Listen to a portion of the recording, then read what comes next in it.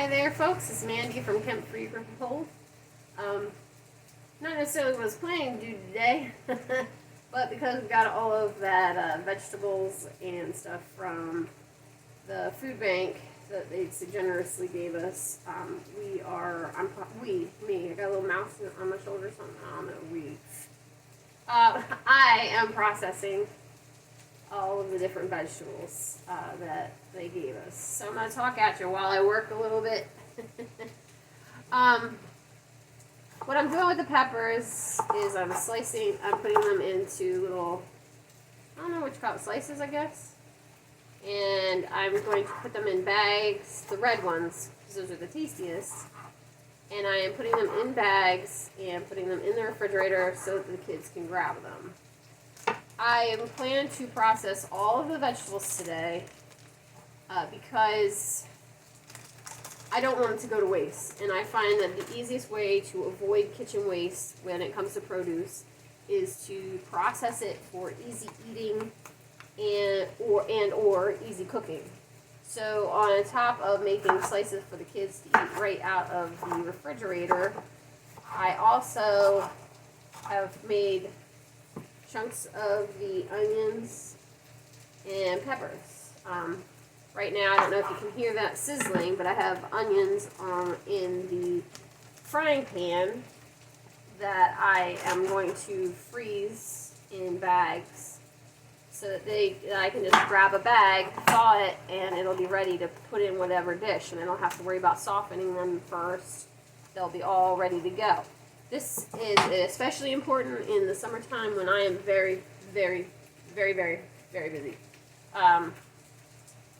Did I say very? Because between the garden and all the other things that I do, I just don't have a lot of time for cooking in the summer. And who wants to slave over a hot stove longer than you have to in the summertime? I mean, I do use my crock pots as much as possible. And those little onions will work great in crock pot recipes also. So that's going to help me out in the end and prevent food waste. I had thought about putting the onions and peppers in the dehydrator, but my dehydrator is full currently with some other things.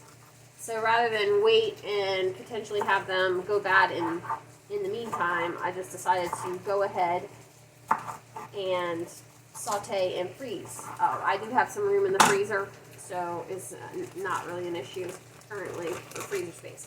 If I were out of freezer space, I would just cut them up, put them in the refrigerator, and hope nobody rotted before it was time. Because what I have in the dehydrator right now is probably going to take longer than just a few hours. It'll probably be till tomorrow.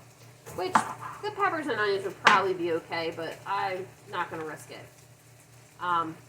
So I encourage you, when you pick up produce and you pick up a lot of it, go ahead, and I know it's tiring, I know, just take care of it as soon as you get home from the grocery store, or make plans to do it the very next day. You're going to save yourself a lot of money and a lot of headache and a lot of waste by going ahead and doing that. So have a plan and stick to the plan. And sometimes, though, your plans change. Like today, I was planning to try and do a little bit of sewing. That's not going to happen, I don't think. Today is probably going to be mostly chopping and messing with vegetables. So, and I'm grateful. Don't think I'm complaining. I'm very, very grateful. So, I'll show you what it looks like when it's all packaged up and how much we ended up getting. But if I don't, I'll see you in the next one. Bye.